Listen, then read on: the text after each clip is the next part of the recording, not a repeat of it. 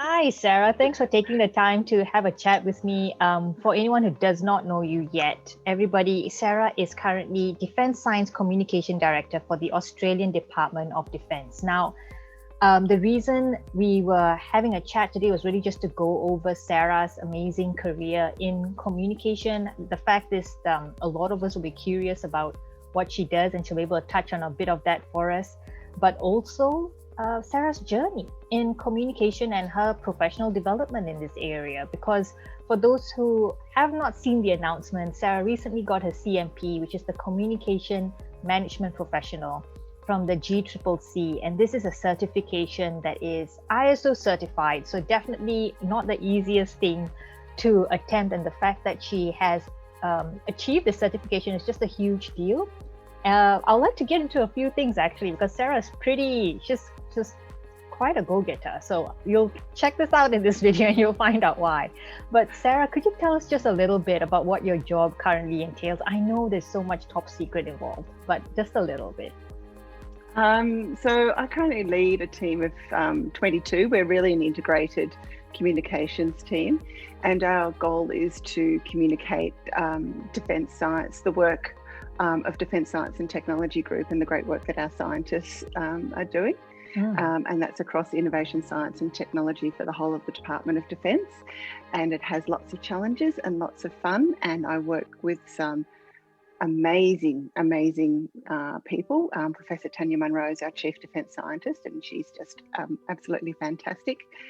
And it's a role that I really enjoy, and I've only been in it just about 15 months, and I'm continually learning and growing. So it's great. We were talking sort of before we press record about the importance of science, and I'd pick that up with if anyone hasn't seen Edelman's 2021 Trust Barometer, what I noticed in there is people are really looking for the facts and listening to the scientists more. And I think that's really important, no matter what we're looking for. I think that's really important from our communication research, having that data, the social media, through to decisions that we make on our health and our life and our finances. Sarah, I have to say I love that. I mean, it's not often that we normally hear the word science and communication together, right? It's not generally in job titles. So the fact that this is your title, Director of Defence Science Communication, I think is impressive, and also something that even for me, it's something to remind me to aim for in my own communication work. But Sarah, how are you doing it? We're in the middle of a pandemic. I am telling myself to slow down and enjoy grocery shopping. And that is because that's the time I get to be outside, and now outside, or being even in a mall, is such a luxury for a lot of people. But and then on the other hand, I have you, who you just got your CMP, you're doing a Masters of Communication, and it's a Masters where you've already won you're on the Dean's Excellence list. Is that right? Did I get that right? You get a Dean's if you get above a certain grade. Basically, if you get high distinctions and distinctions, you get a Dean's Award, noting the academic achievements of the year. But I have to ask, why attempt certification when you're already working on your Masters? Did you see it as, what was the driving motivation? Well, I had a really great advocate here in Canberra, Alison Senti, who was president of IABC a couple of years ago. And she kept saying, you need certification. And I wasn't confident at the time, because my public relations, corporate communications career has not been the standard. And I was really unsure about myself. And then last year, Alison said, come on, you can do it. I believe in you. And if it wouldn't have been without Alison saying that, I would have bugged out. And then I thought, you know what, just give it a go. And I really think it helps with the imposter syndrome, that, hey, it validates, I do know what I'm talking about. I do know that the advice that I'm giving is correct. I think as comms people, so much of what we do is gut instinct. To have that validated is really important. And so the studying journey, because I was studying masters at the same time, I probably didn't study as much as I probably should have, but I did download the IABC Handbook. I bought a virtual copy. Yeah. And that is just, I wish I'd known that handbook was out there earlier. That is just an amazing resource. Right. It's got Jim McNamara, it's got the Grunigs, it's got all the major researchers and all the major thought pieces and influential public relations, corporate communication people over the past decade, all putting together into one. And it's got all the academic references in the back, so you can go and find their research papers. Coombs is in there, everyone's in there, and it's a fabulous research resource. So I would love to get my hands on a hard copy. It's just a little bit expensive. Yeah. But I've got a soft copy. Yeah. So anyone who's thinking of doing an exam, borrow it from a library or download the soft copy. There's great things from tactics to strategy in there and some really, really useful information. Right. It's well worth it. Would you say that was your main preparation resource for the exam? Yeah. Yes. Yeah. Yes. Yeah, absolutely. You know, what's incredible is that there's a number of times I've heard this already, and I experienced it myself when I took the certification exam, is yes, it really does give you that reassurance that, yes, I do know my stuff. And the funny thing is, I feel the fear is universal. Everybody I've spoken with has this worry about not passing. And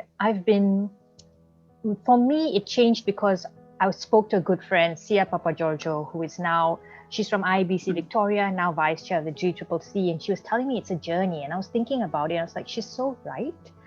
In any other professional exam, we would say, if somebody failed, for example, their chartered financial accountant papers or something like that, we'll say it's totally fine, just attempt it again, it's all right, it's completely normal. But we put so much pressure on ourselves to pass the first time, and it's extraordinary is what it is. What helped you, aside from when Alison told you about that, did you recall having any moment of, I'm not going to stop anymore, I'm not going to hold back, I'm just going to give this a go? Was there a trigger that might have occurred? I think, again, you're right, and Sia's right. It's the journey. But I truly believe that we as a profession need to be taken as a profession, and that certification is part of that journey. And you got engineers that are certified, you get accountants that are certified. We as a profession to be taken seriously, to have that seat at the table. That if you go and read all our big thought leaders on the value of strategic comms, is we need a seat at the table. So if we're going to have that seat at the table, we need to take our profession seriously. Certification is a validation of that. Yeah. It also means to be recertified, you've got to continue learning and you've got to stay current with the thinking. So it's an important journey that we go on as a profession. So it was really that being, just taken seriously, because I truly believe in the value of communications. I love also the internal comms and the cultural change, because you can positively affect people's lives. As much as I'm a strategic communicator and love strat comms and the value of what communications can do, I'm also a big fan of people like Brene Brown and Simon Sinek, and Maya Angelou, the great work, Ibrahim Kendi, all the big thought leaders and cultural thought leaders today, and to learn how to communicate and help them communicate and spread that message is equally as important to me.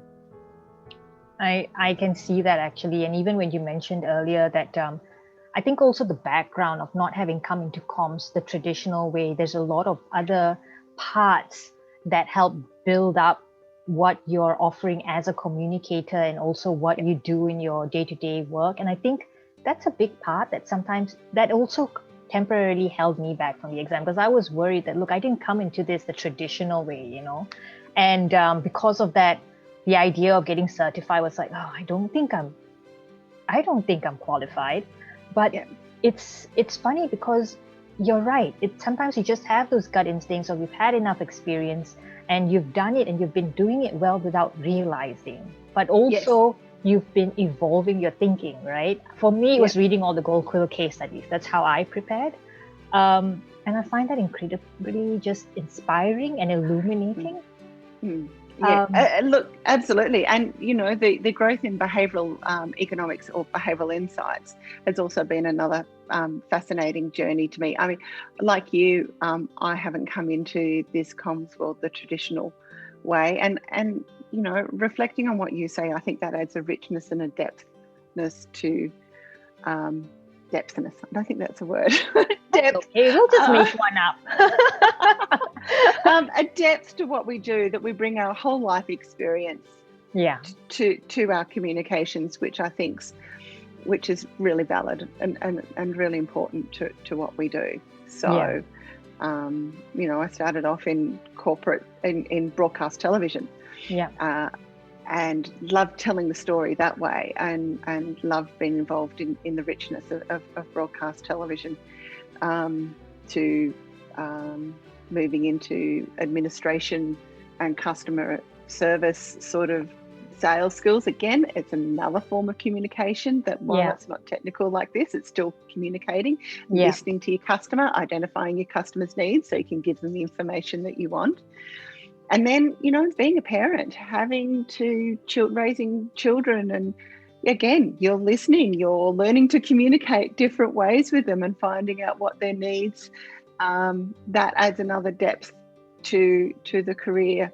Till, I fell back into communication back in 2015, and and it was funny. I just went, I'm home.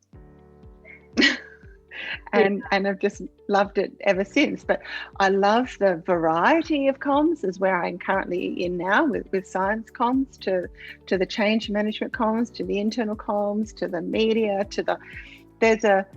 I'm just reading a paper with our new unit, and I know we talk about integrated marketing communication, but I think there's integrated corporate communication too, that integrates the range of public relations, public affairs. Sarah, what are your thoughts on any advice, any suggestions for those who have been thinking about doing the certification exam but have been holding back because, something or another, whether it's just feeling that they're not qualified, or that it's the fear of failure, whatever it might be? What are your suggestions? Just do it. Just do it. To borrow a well-known phrase, give it a go. What have you got to lose? Thank you for calling me like this. I feel honoured. I really do. I don't consider myself that special. I'm just someone doing a job. I was telling you at the start of this, people are going to look at this video. They're going to watch this and like, Sarah, Department of Defense, her Masters of Communication, and she did the CMP and the Dean's. No, another level, not me. But that's what I hope everybody takes away, is that you feel almost as if, in your own words, you feel ordinary, even though you don't recognize that really you have already done so much. And I think that's the case with so many people. Yeah. And I think that's the value. You've just encapsulated the value of the CMP and the SCMP, that I think as communicators, we often undervalue ourselves, and to be seen as a profession and to have that validated is just absolutely fantastic. And it's the fear that stops most of us, let's face it. It's that fear of failure. But, if I can really, again, paraphrase Brene Brown and Thomas Jefferson's Man in the Arena speech, that, we're down in the arena, we're in there, we're giving it our best shot. Sometimes we're a bit bloodied and bruised and down on my knees, but at least we're there. We're not, as you said, those cold, timid souls that have never given it a go in the first place. So I love that speech and forever grateful for Brene Brown bringing that back to life. But that's truly how I feel, that I'm in the arena and I'm giving it my best shot. And at the end, at least I know I've dared. I've done it. I've tried it. I've given it my best shot, rather than look back and gone, oh, I wish I had. Yeah, exactly. And I think that's Does the it- perfect note to end on. Sarah, thank you so much for your time. Thank you for sharing this journey with us. And if anyone has any questions about certification, please do reach out. IBC APAC is happy to help you organize an exam no matter where you are. Even if there's a chapter there or no chapter there, we're happy to just get you started on the journey. Sarah, thanks again. My pleasure, and I'm happy to chat. If people were Oh. concerned, Christy, you've connected us before, so happy to chat and just support, because we're all in this together.